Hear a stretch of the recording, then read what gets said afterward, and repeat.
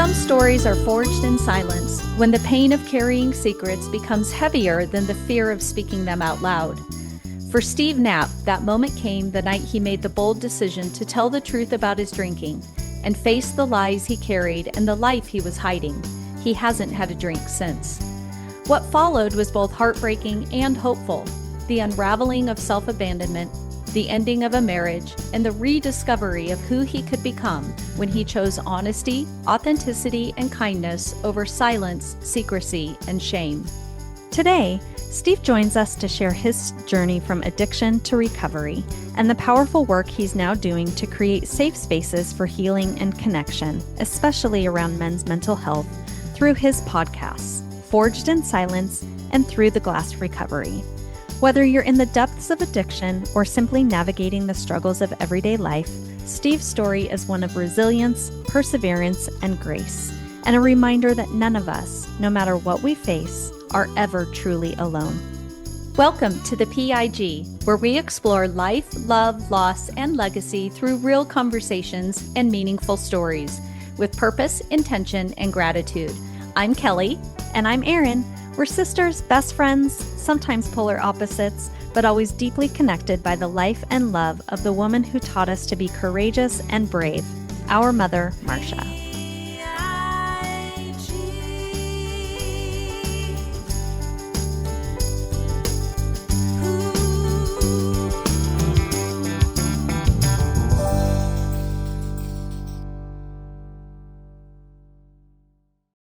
So the question, Steve, of the day, are we getting the heartfelt versions of Steve and the sisters or the ranty ones?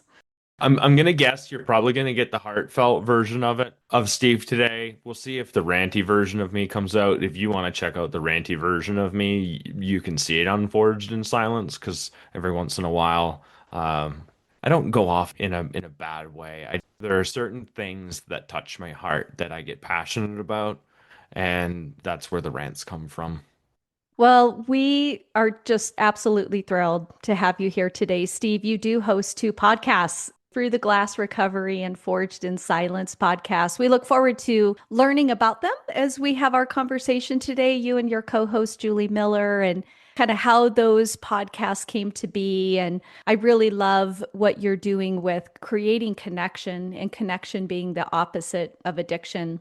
And as we were preparing for this recording today, I'm just going to dive right in because you said a few things in your bio and in the information that you sent to us that I found very powerful. So I'm just going to start there. Go for it. I'm a pretty darn open book. All right. Main reason for that is I've hit enough stuff in my life, so it's just not worth the effort. It's just not. I'd just rather live in integrity instead. Well, integrity is where it's all at, right? Today's conversation is really going to explore your powerful personal journey through addiction, self-discovery, and really living a purpose-driven life rebuilt from the bottom up. You said something that I want to share right off the bat. I told the truth, the whole shameful truth, about the lies I had told to hide my addiction. I quit that night and haven't taken a drink since. This spurred the most exciting and heartbreaking part of my life, from realizing the amount of personal self-abandonment I had allowed for myself to how absolutely powerful one human being can be. Heartfelt, Steve. Yep. We'd love to hear more about your story, to the work that you're doing today to really bring awareness to the importance of mental health. And I know your focus really is on men, but every single thing I know we're going to talk about today applies to all human beings. And so this is an interview for everybody. Yeah, it might be a focus on men, but we all need each other. Here's the ranty Steve. We all need each other. Rant incoming. When you have podcasts, you live a portion of your life on social media. Mm-hmm. You just do. Whether you're out there sharing what you've created, or you're out getting ideas, or you're trying to find guests, that's where we're finding each other. And there's a lot of us out there. And in the midst of all of that, because algorithms now have really changed to what is grabbing and keeping your attention, Mm-hmm. not necessarily what you like, but it's all about your attention.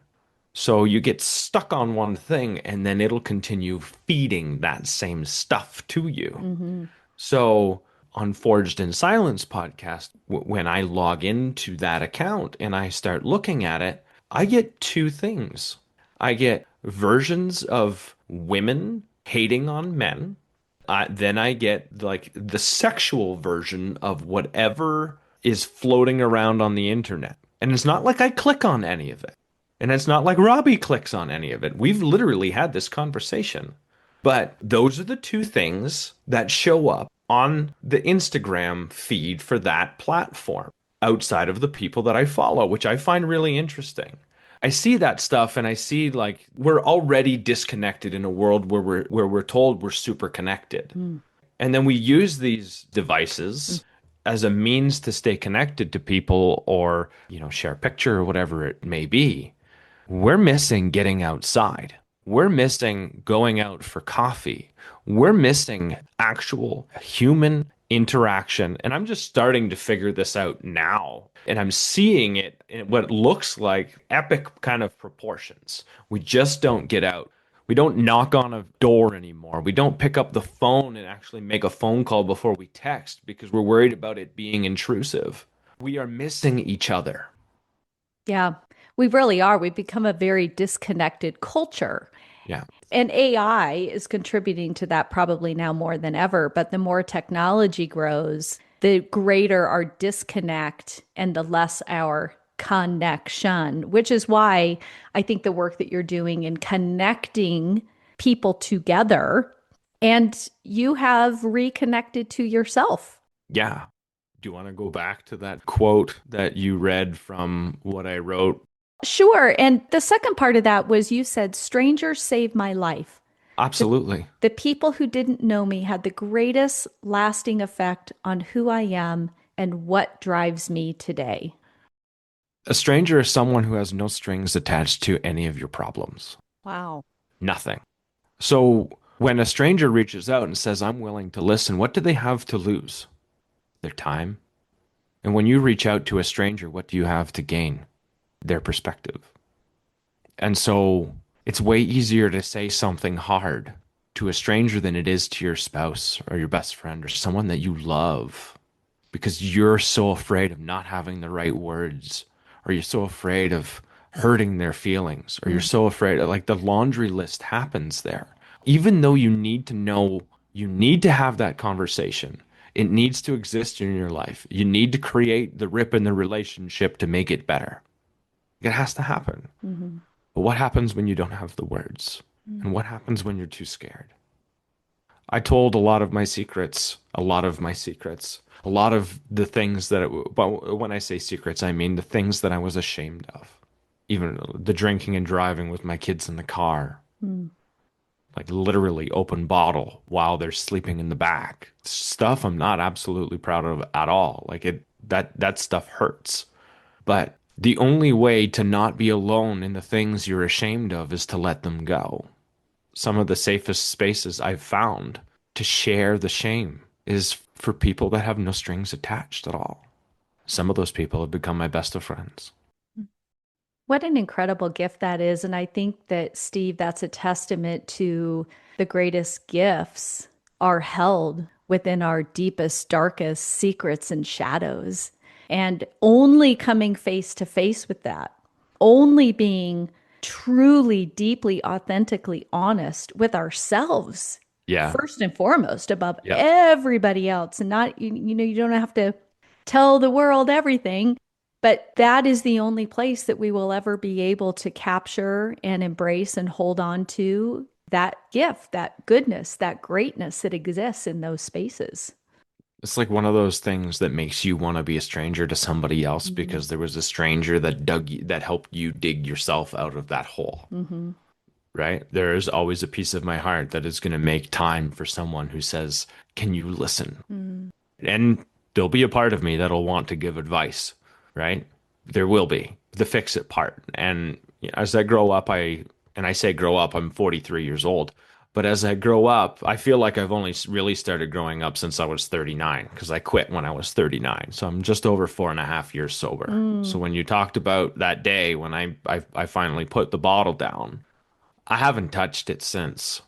I have done everything in my absolute power to put as much distance between that and that version of myself that I possibly could. That man gave me one thing, the courage to stop.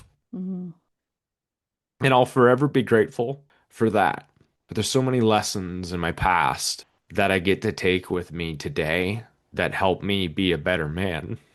That being one of them when that credit card bill was found and my now ex-wife approached me and she gave me the option. It was like almost $800 worth of booze purchased in that month on that credit card. And I had a friend who we knew he had an alcohol problem. And she said, "Are you buying booze for him?" I sat there in silence, thinking of, do I throw this guy under the bus Mm. to save myself? Would have been easy to do that. Or do I stop carrying the lie? And the lie is huge. When we don't deal with things, we just put them in our emotional backpack and we carry them around with us for a really long time. Mm-hmm. And like, I feel sorry and I feel compassion for people that walk around angry all the time because they're the ones that have an emotional backpack that isn't being taken care of. And until I face those and talk about them, because I'm a huge proponent of talking about what it is that you're struggling with, and until we can figure our own version of giving it away, then we just like the darkness that goes into the light. It's one less thing you get to carry. You make it real. As soon as it leaves my mouth, it becomes real. Mm-hmm. Then I can do something about it. Mm. So, Steve, would you be open to The answer is yes. taking, yay, taking us from where you were to that day? Because we'd love to get to know and have everybody listening get to know you before and you now, which is going to carry us into what you're doing and the passion that you hold in your heart today for helping people unload that very heavy emotional backpack, which is something that's essential for making progress in life. Big time. Big time. Before that day, uh, I did a lot of the things. This is the first thing that comes to my mind. I did a lot of the things that other people told me I should do without really making my own decisions for me.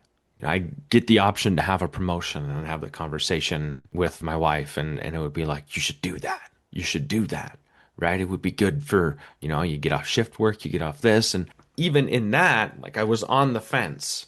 And then the career path that I took was one that my father suggested to me. Mm. And in that suggestion was, I'll pay for your school. And I'm grateful for this. Don't get me wrong. I'll pay for your school. Take this course. You'll do well. You'll make money. And so I took chemical production engineering technology. And after I graduated that, and my marks weren't great, but I graduated. And actually, I'm going to rewind one quick minute. 1 year into that course, I was questioning whether that was the thing that I wanted to do. And you're going to get a kick out of this one. I grabbed a pamphlet for the radio and communications program at Lambton College in Sarnia. And I said, I know you're going to get a kick. Like, I'm a podcaster now, right? You're like, I will never use that. Well, that's what my father told me. He found the pamphlet and said, "That's stupid. You're not going to do well there." You know what I mean? And I felt shamed. Felt not shamed. I felt ashamed of wanting to explore something different than the suggested path. So, not understanding my voice, not understanding a lot in life, I was still young. And so, okay, if I do these things, then I'm going to live a good life. That's essentially what, follow the path, do the thing. You know what I mean? So I Yeah. followed the path and I did the thing. And in my early to mid 20s, my drinking picked up. And then in my 30s, my drinking picked up even more. Like don't have a lot of memories from my 30s. Like that's a decade that's pretty much lost in my mind. Mm. In the meantime, I worked at the same company for 19 and a half years, right out of college. I worked in a corn wet milling facility. I made high fructose corn syrup from corn. And so, like, after 9 years, I got promoted to being supervisor of the guys that I worked with. And a couple of years later, I became in charge of half the operation of the facility. And I had that responsibility for basically the remainder of my career. And as time went on, I created more and more distance from myself. And what does that look like? Like a greater disconnect. If I have words for it today, I would call that self-abandonment. Mm. And you don't just abandon yourself in one fell swoop. You say yes to a lot of things that don't align to you because you're afraid to say no. And over a period of time, every one of those little cuts adds up to creating a life that I don't know how to deal with anymore. And I used alcohol to cope. 100%. I used alcohol as my way of getting through the day and getting through the hard and so on and so forth. And so I developed that mechanism as a way to continue the disconnect, even though that was my way of soothing it. Hmm. What I heard, Steve, is, and you're so passionate about connection now, but that time of disconnecting from yourself, that era of self abandonment, what filled that gap was that liquid. Straight up, 100%. Like, I mean, I was a team member of a dodgeball team. I would show you cannot connect with people when you're one, two, three, or 18 sheets from the wind. You just can't. When you aren't present with yourself, you're not present with anyone else. Mm. It is just the lie you tell yourself to keep yourself comfortable from dealing with the thing you need to actually deal with. So, was I having fun with those people in that moment? Yes, absolutely. I was, but if I was to take away the booze, was I having fun? It's a question I can't answer because that's how I live my life. Mm-hmm. As soon as you take away the booze, because it became my main method of showing up in life, now who the hell are you? Now who the hell am I? At some point in time, it became basically my best friend. And you take that away, and what do I have left? My mother said to me as I was crying on the phone, because she doesn't understand. I don't expect her to. How come you have a wonderful house? You have a beautiful house out in the country. I did. You have brand new vehicles. You have a beautiful wife. You have two beautiful little children. Like, how can you be hurting so much?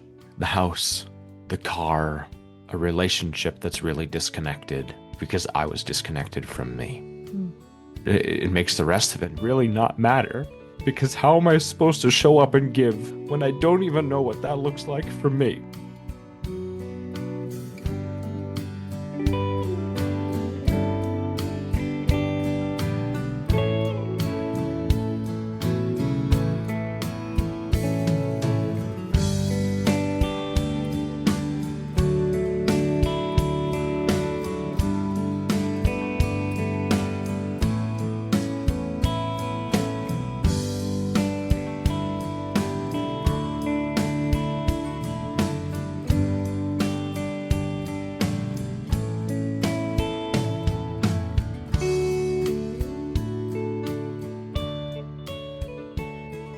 What you said was so powerful about the fact that we can't connect to other people if we are not connected to ourselves.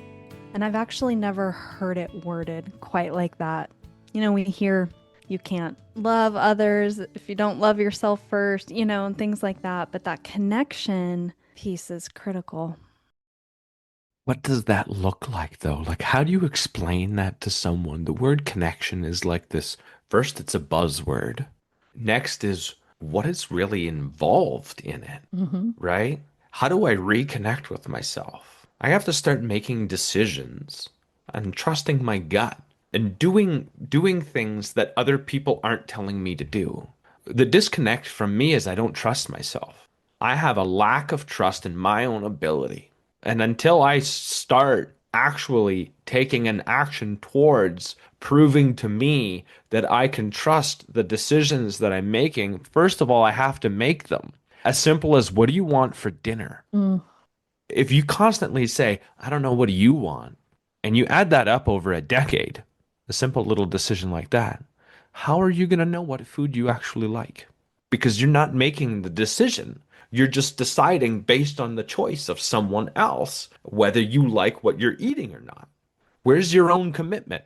So that's where it started. But I did something that apparently is really crazy at the very beginning of anyone's recovery. After I wrote an email to the local AA people, because that was the only recovery that I knew existed, and I got sober in the middle of COVID. Mm. The next day, I picked up the phone and I called my parents and I told them I had a problem with alcohol, that I was going to need their support, and I had no idea what that looked like. Tears, absolutely in tears the whole time. The next day, I invited my wife's parents over for dinner, and I told them face to face that I had a problem with alcohol and I needed their support, and I didn't know what that looked like. Then I called her sister, and then I called my sister.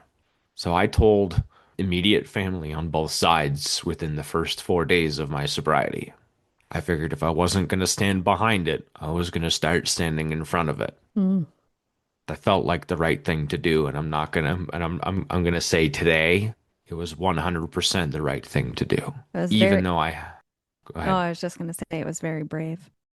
You can be brave when you have no idea what the result of whatever your actions are going to be. It's really easy to be brave because in that moment, I mean, I called HR at work and told them that I had a problem on day one. And whatever those consequences were going to be, I was willing to face them.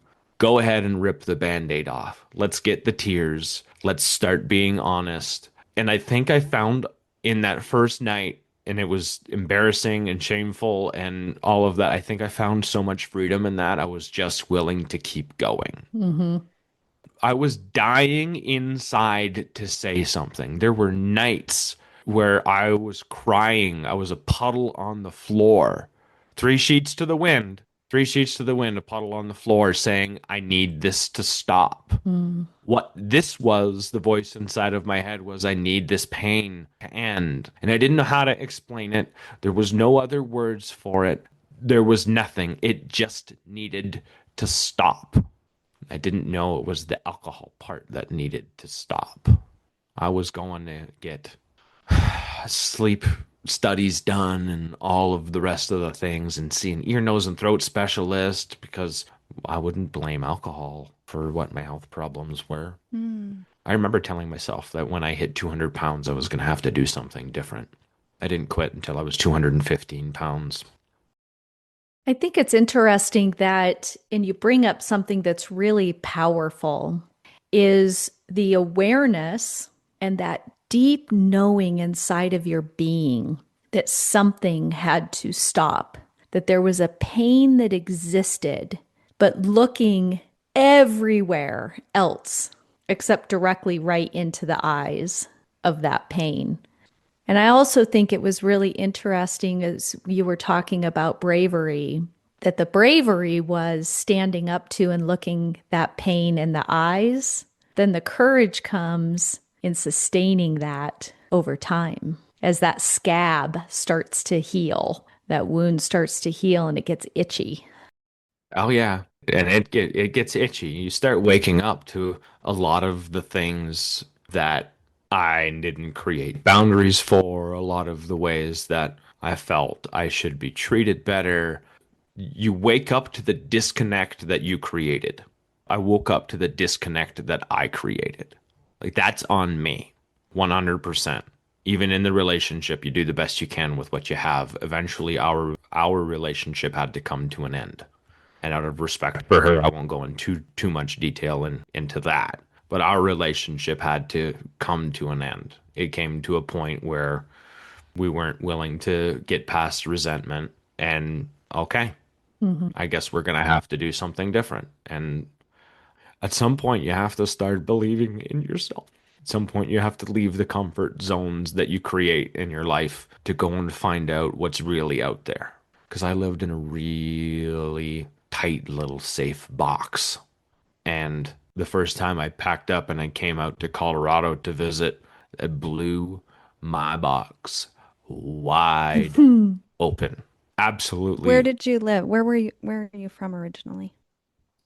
southwestern Ontario. So like London, Ontario was I lived in that town and around that town for basically the 19 and a half years that I worked. So there's London, Sarnia, a little bit of Toronto suburbs area, but I came to the mountains to visit a friend, which was Julie, who's the co-host of Through the Glass Recovery podcast, and we went on a backpacking trip up to Blue Lakes Mm. for one night. And my whole world changed in that short backpacking trip. I realized that I didn't need a lot to live. I didn't need things to be happy. Mm. I couldn't believe I walked up to Blue Lakes, and when you get to the top of that trail and then you can just see the mountains and the lake, Mm. I cried for half an hour. Mm. I couldn't believe that that's where I was. I just couldn't. Like, you gotta be kidding me. Is this what sobriety has to give me? Wow. What a gift for you in that moment. Yeah. Everything changed. Everything. From there on, I stopped collecting things I didn't need. I began to declutter my life. Mm. And I began to understand that there was really simple things that could have such a great impact, like a one burner stove Mhm. and a frying pan. Like it sounds silly when I say that, but I literally designed my truck so I could live out of the back of it. I got a 2019 Dodge Ram and I got pull-out storage in the bottom of it. And I've gone on road trips and lived out of that thing for 40 plus days, all the way down to Big Bend National Park in Texas, right on the Rio Grande, all the way up to Glacier National Park in Montana. I was just there. That's so cool. It's gorgeous. It's absolutely gorgeous up there. And uh, there's certain moments you get when you do crazy stuff that realize that you're okay with who you are and you're okay with living in your own mind. I drove the first time I came here, I flew. The second time I came here, I drove. And that's 1,600 miles. And at some point, I got tired of listening to the music and I realized that I was missing the drive because I was just paying attention to everything. But so I turned off the music and I sat with myself for like 7 hours in complete silence, just driving. Mm. There was a lot of me that was just afraid of being alone with me. Where was my mind going to take me? If I could keep myself distracted, I won't have to listen to it. If I can keep myself distracted, I won't have to face the truth. And that's what I was avoiding, was the truth. How was that 7 hours of silence for you? What happened to Steve during that time? I cried a lot. Mm. I get these moments in my mind where like an epiphany will kind of happen and something kind of like blows up. You get this idea. Someone says something in a way that you wish you could have put words to. Then you have your aha moment because Mhm. someone put that puzzle together for you because they've linked three or four emotions and you're like, "Whoa." And what'll happen is, for me, is things like it'll be like a video of events in my life that start to get explained. Like I see like a form of how I'm abandoning myself in a relationship or with friends or whatever that is by having a conversation with someone. And then I sit up at night and the videos of where I could have made a decision that was better for me play in my mind. And it's like it's motivation to do better today. Because I can use this two ways. There's always two ways you can do this. I could use it and I could feel regret and I can feel the grief and I can create my own suffering. I am fucking good at that. I know how to do that. I know how to create my own suffering. How can I create the opposite? Because I have all the power and all of the control to create the opposite in my own mind as much as I do my own suffering. Mhm. What perspective do I want to give it? Julie, you'll always give me crap. You're always the freaking optimist. Always. I refuse to see the world in a light that is to dampen good energy Mm-hmm. because we need it. We need it. We need to share it. We need to be a part of it. You need to glow one way or another. I'll walk around and if someone says you're glowing, absolutely. I love it. I know what a negative impact looks like. I know what one does. I lived being a negative impact. I'm going to share another quote of yours. And I'll preface this by saying, I love that you were willing to spend so much time in silence. Recently, we spoke with a very good friend of ours on the podcast, Dr. Matthew Rao, who is in music leadership. And we talked about that music is created on a canvas of silence, and our lives are melodies and harmonies. And sometimes we hit sharp notes and flat notes, and we, miss the key, and all of it comes together in just such a beautiful way. And our lives wind up being this very beautiful piece of creative artwork of music as it unfolds. Mm-hmm. And so I think that as we continue to talk about the concept of mental health and mental awareness and emotional intelligence, especially in a very distracted, very busy, very loud world where it's easy to be and stay disconnected, Yep. the courage to be in the silence, which is why nature and time in nature is so powerful. And we've been talking a lot about that today, and in a lot of our episodes is so powerful. But you said this: I don't know where this path will lead me, where I'll go. I just know that I need to be honest, authentic, and kind. I know what wasted time looks and feels like. I know what my personal darkness is. I never want to meet that man again. And I also want to make him proud of who he will become. Yep. As you were talking, that's what I heard. When we were texting, as we were just before we came on, you mentioned journey, and I think in some ways, journey and adventure are two terms that we can flip and flop. It's been an adventure, and it's been a journey, and every mountain I seem to climb, there's always another one. There's days where I wake up and I feel like I can move those things, and there's days where I wake up and I go, just give me another one to climb. Mm. And either one, I get to overcome whatever that mountain is, whether I move it or I climb it. I used to be afraid of the mountain. Really early on in my sobriety, I decided that me and fear were going to have a different relationship. And instead of it being something that controlled me, I was going to walk alongside it. We were going to be friends. Mm. We're still friends today. But now I simplify it. I have words for it today than I didn't before. I ask myself, like it's very, very often today where I'll feel a feeling and I can feel myself retreat and go, okay, you're afraid of that. Is it good for you? Yes. Then why aren't you doing it? Mm. You can, and I always look at the why. There's always the why because the curiosity is there. What belief system do I have that creates the fear of the thing I know is good for me? Because it's a belief. It's an agreement I have with myself that I just haven't explored yet. So it's time to explore and then go and rewrite the damn thing. Absolutely terrified of public speaking. I took a speech class last semester for the sole purpose to discover what the heck was going on there. First of all, I had to write. Then I had to stand in front of people. My fear of judgment? Woo! Jeez. Yeah. I didn't know it was that bad. Like you think, man, you've recorded 100 podcasts. How is this difficult for you? You know what I mean? You speak up about your recovery. You're not afraid to be vulnerable. Yet you stand up in front of a whole bunch of people and it's vulnerable as hell. So I was like, okay, it's time to rewrite this one. Start doing the thing that scares you because you know it's good for you. I just hate it when fear tells me not to do something that I know is going to either have benefit for me or impact for someone else drives me freaking bonkers. It's like, get out of your own damn way.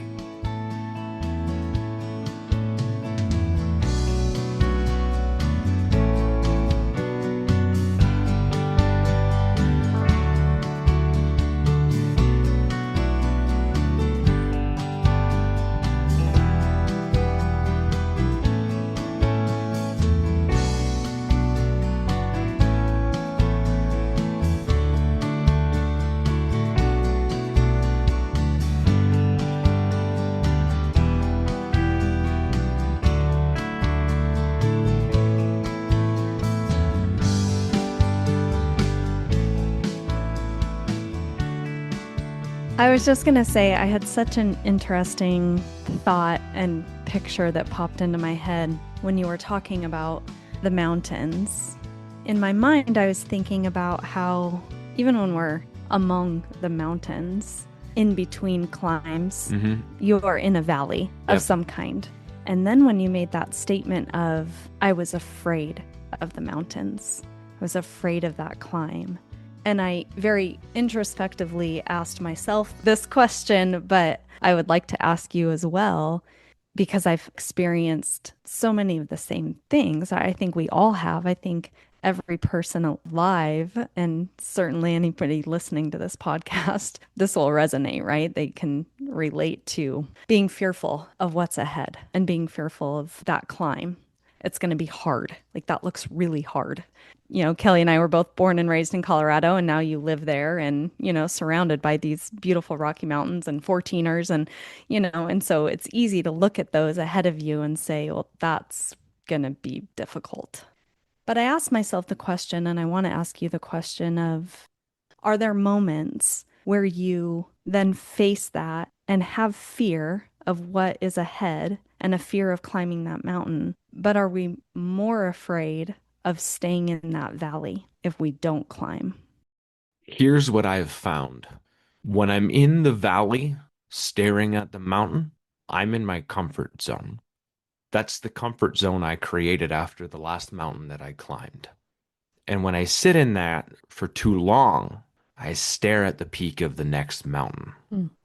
Discomfort is created for me when I'm in the valley of comfort, staring at that peak, knowing that I'm walking that thing one way or another. How long do I avoid it before facing it? And let's talk about the mountain of me quitting my job of 19 and a half years, because this is what comes up for me, because this one was one of those where I sat in the valley of comfort because it meant change. And every time you climb the mountain, it means change. That's what the mountain is. Regardless of what it is, the mountain is change.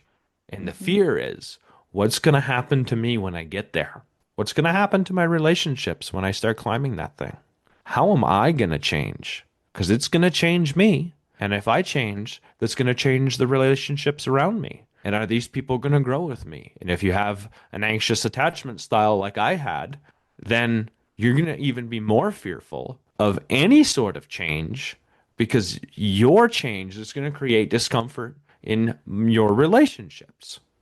That was me to a T. If I stayed stagnant, then I kept others comfortable. And I didn't have to face the change and dealing with the conflict that was going to arise through change, because that's what it creates. So when I left my job of 19 and a half years, there was a book, a recovery book written by a lady named Erica Spiegelman called Rewired. And Julie went through that book with a fine-tooth comb, and I kind of followed along the journey through that book, but I never took that one as seriously as she did. One of the topics in that book was called evolution. That's the one I avoided. I avoided that one like the plague, because as soon as evolution come up, that meant I had to face whether I was going to continue my job or not. When we talk about being comfortable in the valley, I would have to face that about every 4 months. Emotions pass, feelings pass, they all do. So today I could be really upset about the fact that I need to make a change about the position and my job, and I really need to do something different about this. But if I wait that out for a week, it dissipates. right? It's a problem now. It'll dissipate. That feeling will dissipate. You'll start paying attention to the rest of the other things in your life that keep you busy. But it sits in your emotional backpack because it was never taken care of. So every 4 months, I had basically a scheduled 3 day breakdown Mm. for about a year and a half until I finally said, I'm not doing this anymore. So I started climbing the mountain. So it's kind of the valley of comfort. It's the new comfort zone that I create for myself after I climb the next mountain. And in recovery, and just like the rest of us in our lives, there are like certain pillars, right? We have connection with friends and stuff like that. And as long as you have connection with friends and connection with people, failure is so much easier to deal with. You have a place to land, Mhm. you have a place to fall. You've created a sense of safety somewhere, right? I had my recovery community. This is why I'm into men's mental health right now. I had somewhere to go. When you're addicted to something, there are services for you all over the place. Pick one. It's out there if you're willing to go and find them and if you're willing to go and do the work. They're all over the place. What if you're just a dude who's lost and stuck? I look at myself, I'm like, what would 31-year-old Steve would have done if he wanted help? Tell me what comes to the top of your mind Mhm. when you look at what's out there for support for men that want to better themselves right now. I can't think of anything. Right. It's really a taboo topic. 100%. And we were both born and raised farm kids. And what immediately comes to my mind is stop crying. Yeah. And I know we were girls and the message was stop crying. The boys, our cousins, I mean, they got that message even stronger and harder and faster than we did. Men and women are wired differently. We just are. Yeah. And I think we have this rant Steve time. We have this thing in society where where equality is also the same. And what a great way to create more disconnection, Right. right? Yeah. Than just accepting that women have a natural ability to be better at certain things and men have a natural ability to be better at certain things. Mm-hmm. Statistics show that. Let's not just ignore those because we're doing fantastic right now at just ignoring that and creating a greater disconnection between men and women. Like if you talk to people in my age group right now that are out there dating, they're like, it is a mess. Yeah, not a fun world in that regard. There's so much disconnect. And the gender roles are changing and the expectations and the obligations and you name it. I mean, that is not a world I would want to be in right now. It is a mess. It's a bowl of soup that no one has a name for because the ingredients don't make anything worth eating.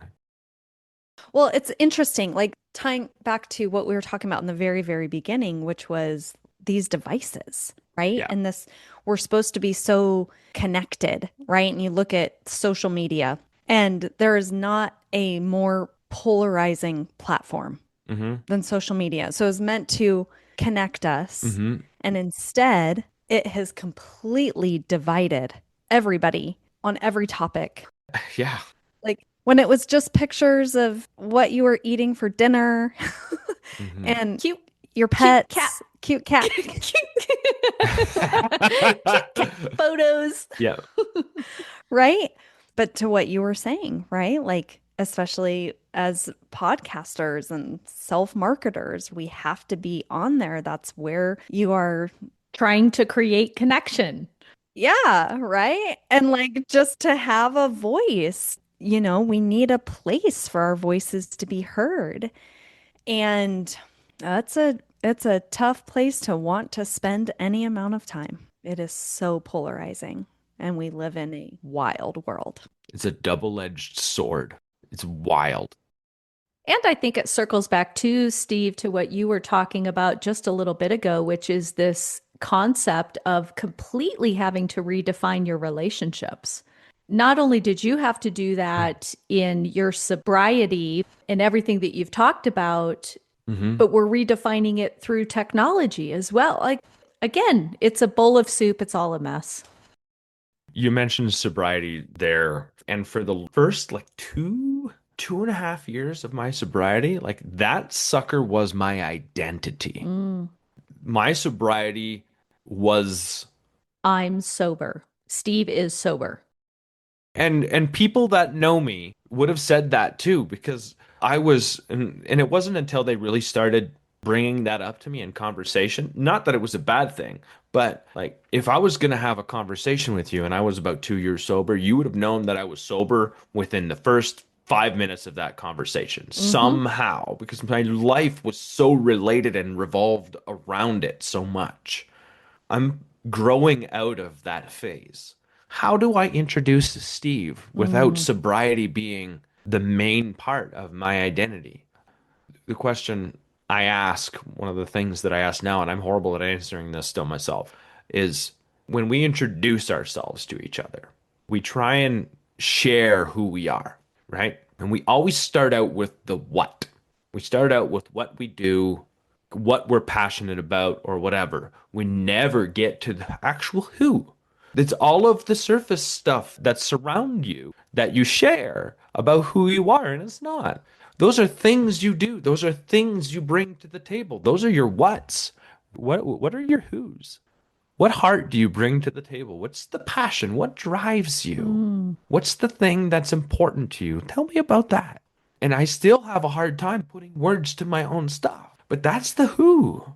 That's the person I want to meet. That's the person I want to get to know. I'll share a great hike with you, but I want to know your who. So, how would you answer that question today, Steve?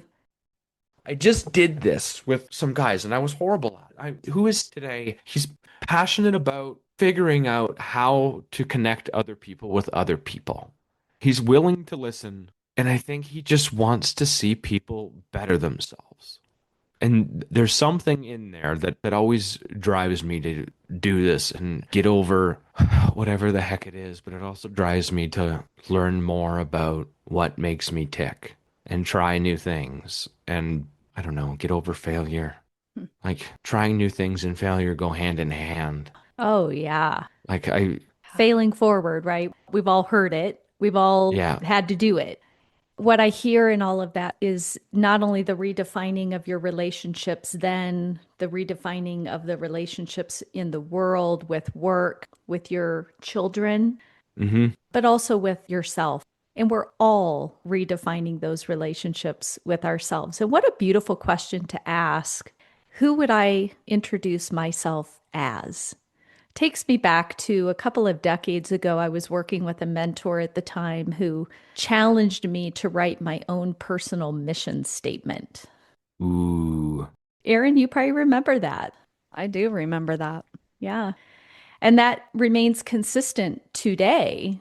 But I think that that's a good exercise as we grow as humans, as we evolve through life, our experiences, our choices, our relationships, but redefining who we are and staying true to, what is my personal mission statement? Who am I?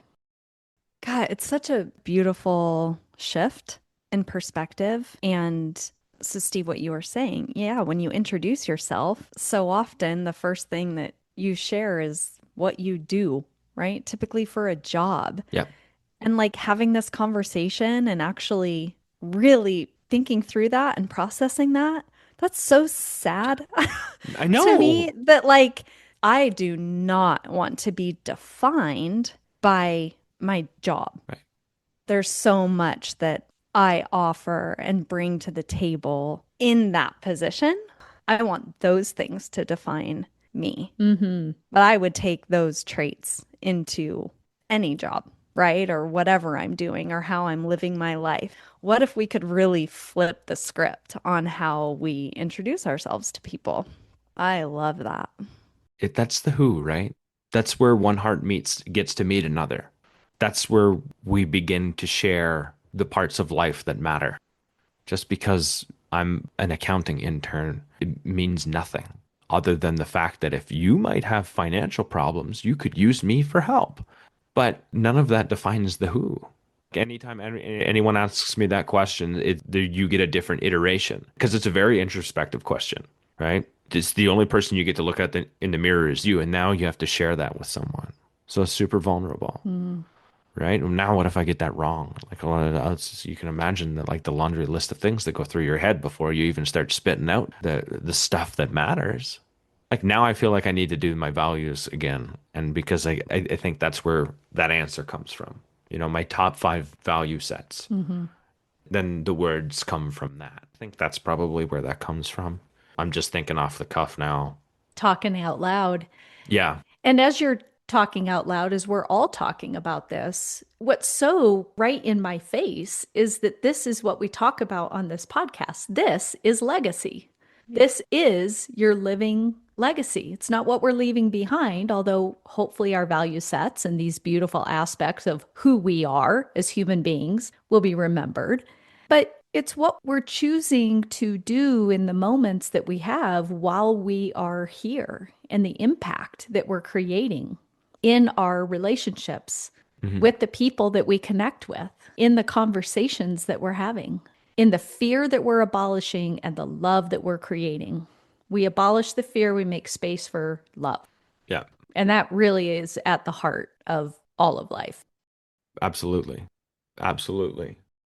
That even takes me back to that breaking point for you of, and you touched on it in the beginning, and you can certainly expand on this, if you want to, but the credit card bill moment, and that you chose truth in that moment. You chose To do the scary thing. You chose to do the scary thing, and it changed everything. That one decision changed everything. The fear of changing relationships. My relations, even though I'm 1,600 miles away from my kids, I had them this past month. I had them for all of July. And my relationship with my kids is better. Way better. I can show up for them in an emotionally healthy way and have a conversation with them and deal with what are you afraid of, and deal with, like, literally sit in it. Even if it's a complaint about me, I can listen. I'm not going to take it personally. Even if it might sting, it's not about me. I can separate the me from the them, and I can put myself in those shoes, and I can be empathetic, and I don't have to shut them down, and I don't have to tell them how to feel instead. I can just let it exist and say, what are we going to do about it? How are we going to do this together? I'm willing to apologize. Like, there's so much growth in that. It's ridiculous when I hear it come out of my mouth. But when you talk about that, the thing that keeps coming up, Kelly, you mentioned earlier emotional intelligence.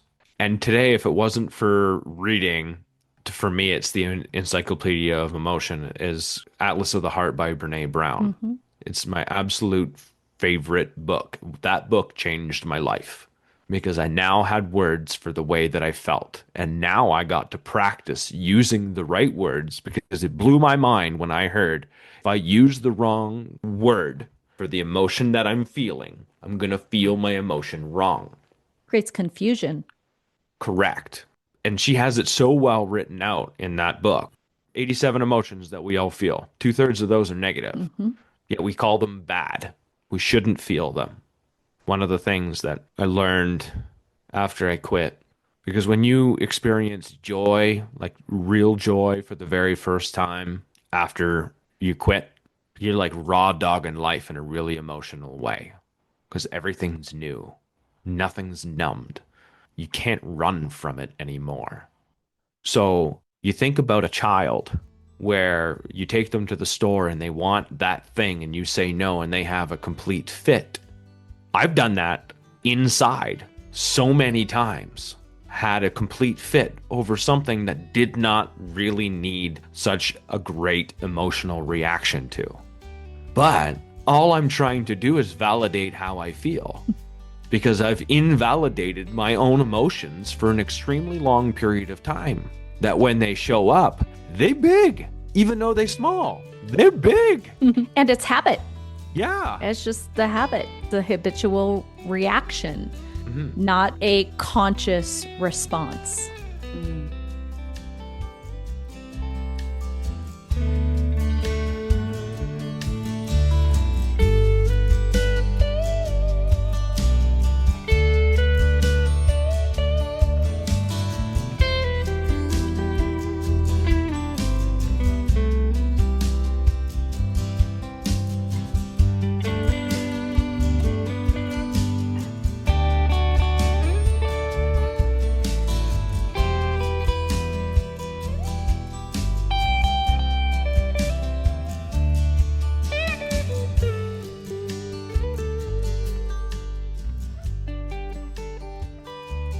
There were times where I felt like I was a 5-year-old and you stole my sucker. Like literal internal conniption fit.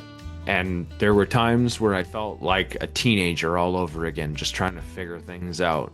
And I'm literally at the point now where I feel like I'm finally becoming the man I can respect. Can we use that, Steve, as a stepping stone into your work with men and men's mental health today? Because I think what you said was so profound. There were times when I felt like the 5-year-old whose sucker got stolen and I was having an emotional conniption fit inside. We've all felt that. Men, women, it doesn't matter who it is, we've all felt that. I think especially for men, the question is, what do I do with that internal emotional feeling that I'm having? Most of the time in men, the internal conniption fit that doesn't get shown walks around with anger. That's where we go off to. We're shut down, get angry. Then you never get the full story. If you grow up getting shut down from not even just your emotions, just having, and I think everyone probably relate to this. You ever told someone a story, you wanted to get something off your chest and you knew it was vulnerable and it got used as a weapon? You said something, you needed to get it off your chest, and it was used as a weapon. Then you got teased about it later on, and it was something along those lines, or it kept getting brought back up again. What do you want to do the next time? You don't want to share it Not that. because you don't want it to be used as a weapon. So when that happens over and over and over again, you just shut up. That's where a lot of people are at in general right now. And these bursts of disconnection that we see everywhere are the fact that there's a bunch of damaged goods and we're all responsible to repair ourselves. And as soon as we start taking responsibility to repair ourselves, we start becoming a really nice package for someone else to share with. And so what do you do with that? The only way I was ever able to break through with that, and we're going to roll right back to connection.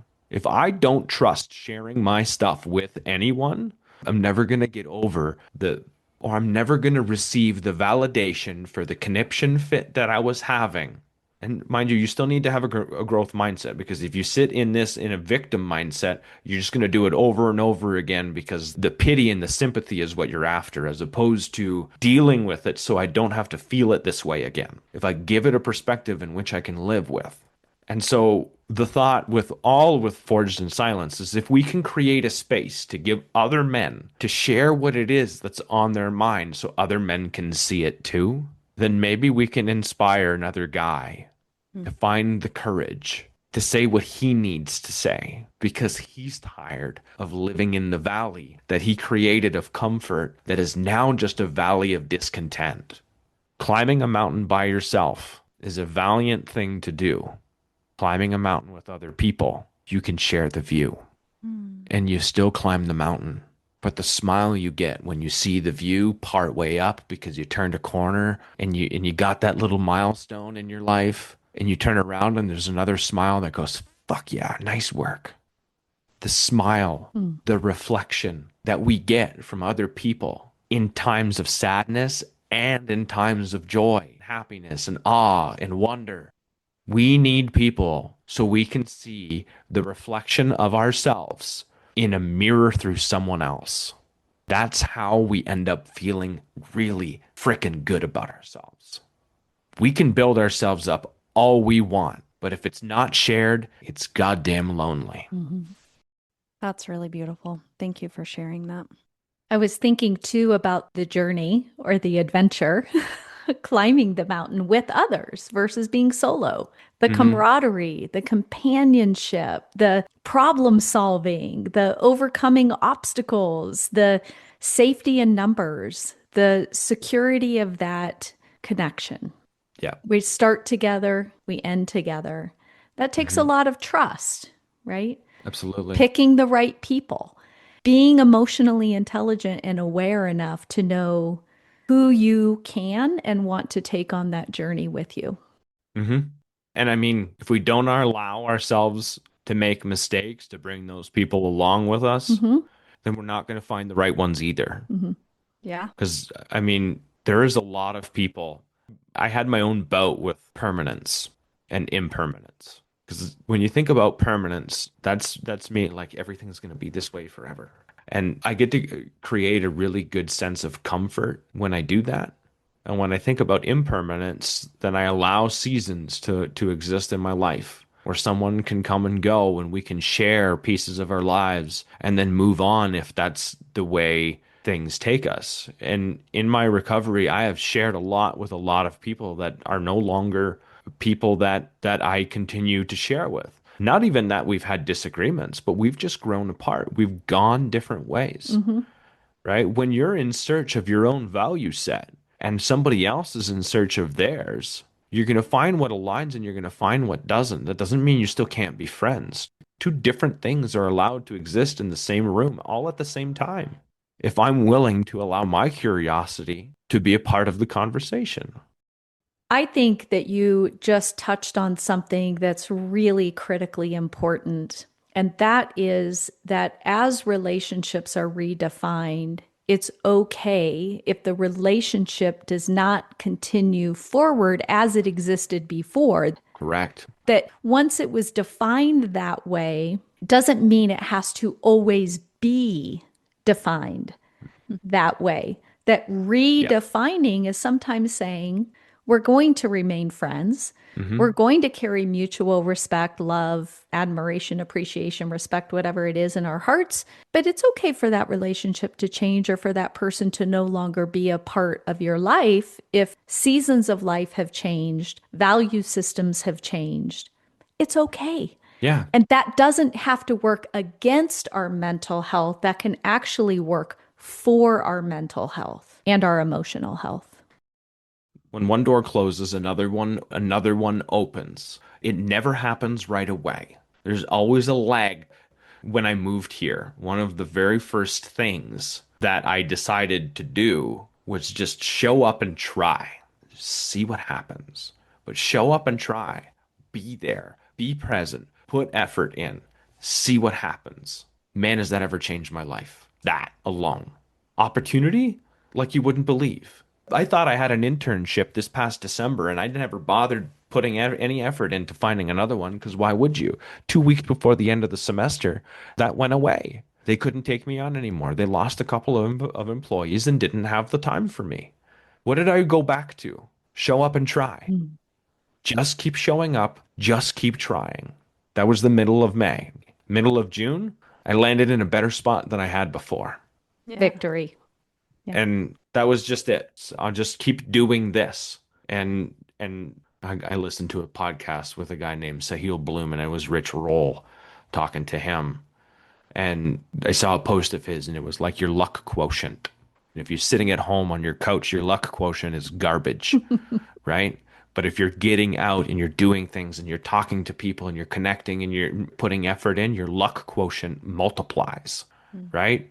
What happened to me there was that was all luck quotient.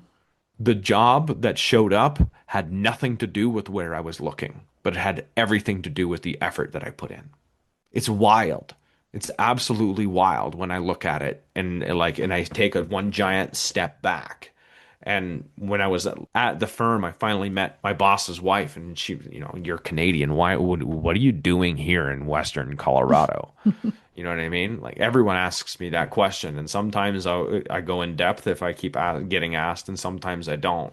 And if you want to get into that one real quick, every time I came to visit here, like I loved it, absolutely loved it. And every time I left, I felt like I was leaving home.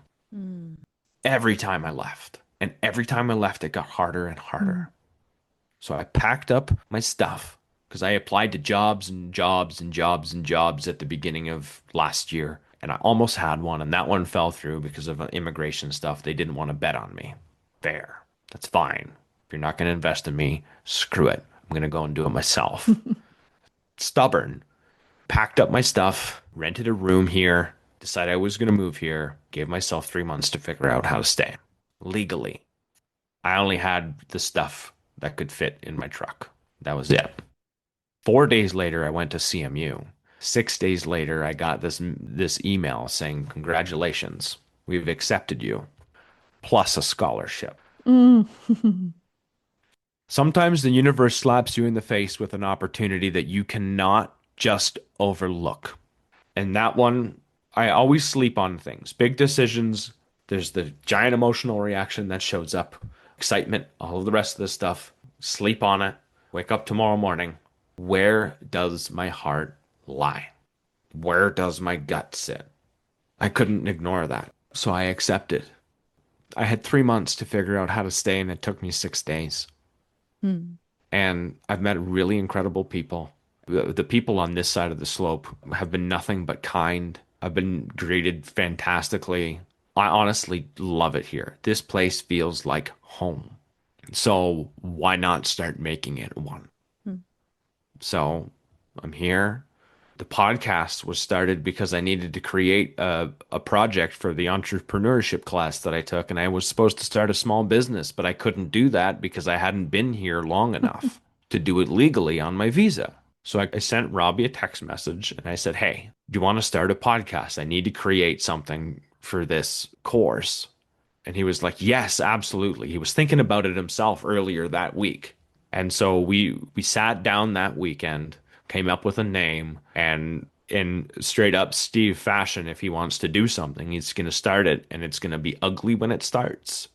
And he's just going to figure it out along the way. Because if I don't start, that means I was afraid of something. And if I'm afraid of something and I know it's good for me, guess what I'm going to do? I'm just going to go and do it. So, like, the friends that are really close to me know that if Steve says he's afraid of something, they're like, whatever, just wait. It will get done. He will do it. And they're not wrong. So I did it. Within a week, we had a podcast started and started finding guests and started figuring out what was important to us, how we wanted it to look, what it was going to be all about. Both of us are in recovery. I've known Robbie and I've met Robbie and I've hung out with Robbie. The dude's my best friend. And we kind of figured out what our mission is. We just finished talking about this, and for me is impact. If we just focus on one thing for this podcast is impact, and let's just see where it takes us. So tell us a little bit more about the podcast because we'd love to support you in that process, especially as you bring more attention and greater awareness to men's mental health as you're making an impact. Forged in Silence, the tagline for that is addressing issues men face that rarely talk about. It's all about giving men space to say the things that they need to say, whether it's loneliness or it's, I've got a guy that has overcome a porn addiction. And I think that's a huge, huge topic that we need to cover. If we look at just the statistics alone between ages, this one blew my mind. And if you guys haven't heard this one, it's going to blow yours. The age group that has the highest percentage rate of erectile dysfunction is 20 to 30. Mm-hmm. I heard that and it shocked me because my son and my nephews are all in that age group. Wow. And I have girls in that age group. I mean, it's incredible.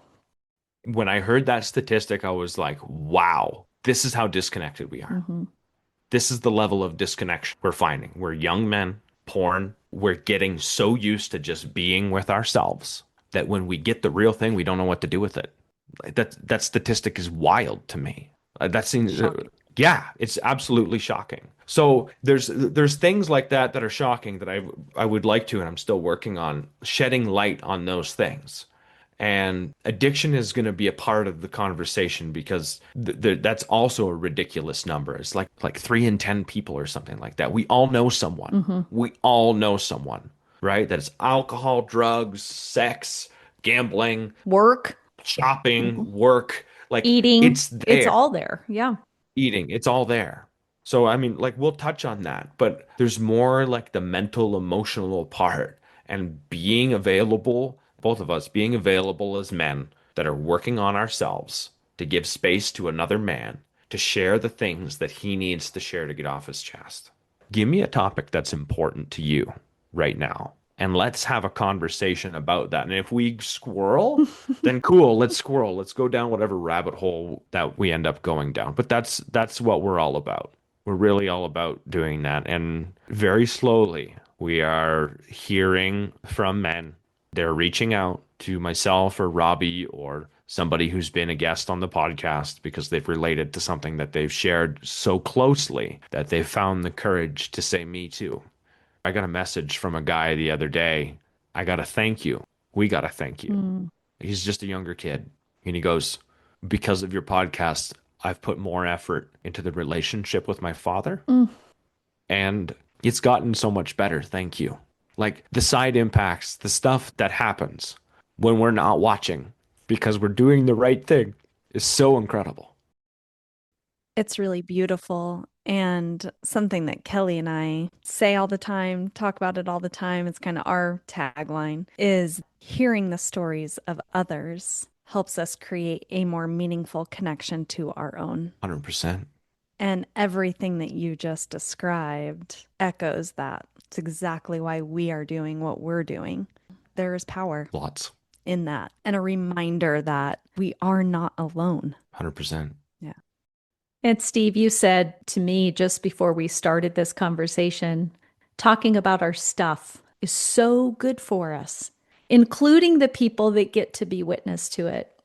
So I hope that today's conversation got to be witness to people, that it inspired them to connect to their emotions, to redefine their relationships, even the ones that they have with themselves, and to really feel like they have the space to be authentic and vulnerable enough to be comfortable in their own skin. Because we are all amazing, genius human beings here to create something amazing to give to the world because the world gives us so much every single day.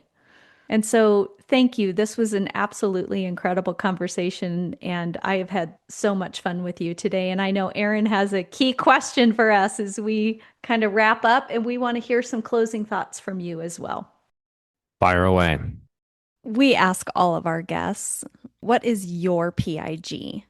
Our PIG is purpose, intention, and gratitude. It is our driving force behind everything that we do on and off of this podcast. That is our PIG. And so I'm really interested to know if you have your own PIG. And I will nudge a little bit because I actually wrote it down when you were talking about impact. I'm like, well, that's an amazing I word. But if you have your own PIG, I would love for you to share it. Or when you hear purpose, intention, and gratitude, is there a word that resonates deeply with you and why? So I would just love for you to share whatever's on your heart in terms of that. So what I did was I took purpose, intention, and gratitude, and I didn't just take a word. I used purpose, and I was like, okay, the purpose is connection, right? It is. And there's so many layers to that connection, but that is the purpose. And I think that's been the purpose for a really long time without ever really putting words to it, whether it's using the platform of Through the Glass Recovery podcast as a form of that, or learning how to be vulnerable and also learning how to give space to other people in a way where they'll benefit from it. The mission, the intention, you nailed it. And that's the impact. That I think is the inspiration behind all of it is, someone finds their nugget of truth. I wrote this down. Someone finds their nugget of truth and finds the courage to take action and make a change in their life is inspiring as hell. And even if it's something small, when you watch someone sit in a circle and go through their cycle of everything, and then they say, not today, and they do something to change. I don't care if I'm involved in it or not, but that's impact. That's exactly what that is. And then for gratitude, I'm grateful for the people in my life that have bet on me when I couldn't. And they still do that today now when I bet on myself. I wouldn't be in this house if it wasn't for a stranger that believed in me. I wouldn't be at this job if it wasn't for a stranger that believed in me. I wouldn't be here if it wasn't for a stranger that believed in me. Beautiful. Thank you. We all need people to believe in us. And I can't help but have a little flutter in my heart because not that long ago we were strangers. And yet, here we all sit. We had this amazing conversation. We've connected on a very deep and wonderful and purposeful level. And I know that these relationships will continue to carry forward as we support one another and we encourage one another. We share space in community together. And Steve, I have to say, from my native Grand Junction heart, and I know Aaron shares this sentiment, how cool that you have found this place as home. Welcome home. Thank you. We're glad to have you here. Thank you for having me. Thank you for letting me join you on your show, Kelly and Aaron. It's an honor. It really is. Well, we look forward to having you back. We'll do it again. Sounds like a plan. Yes, please.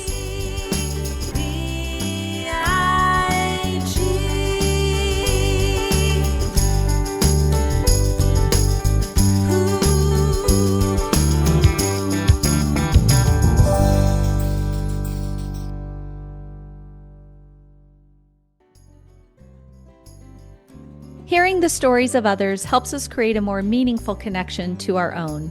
We hope today's conversation offered you insight, encouragement, or even just a moment to pause and reflect on the story you're living and the legacy you're creating. If something in this episode moved you, please consider sharing it with someone you love. A small share can make a big impact. You can also join us on Instagram, Facebook, or LinkedIn and connect further at thepigpodcast.com. And if you're enjoying this podcast, one of the most meaningful ways you can support us is by leaving a 5-star rating, writing a short review, or simply letting us know your thoughts. Your feedback helps us reach others and reminds us why we do this work. Because the PIG isn't just a podcast. It's a place to remember that even in the midst of grief, life goes on, resilience matters, and love never leaves. Thanks for being on this journey with us. Until next time, hugs and kisses, everyone.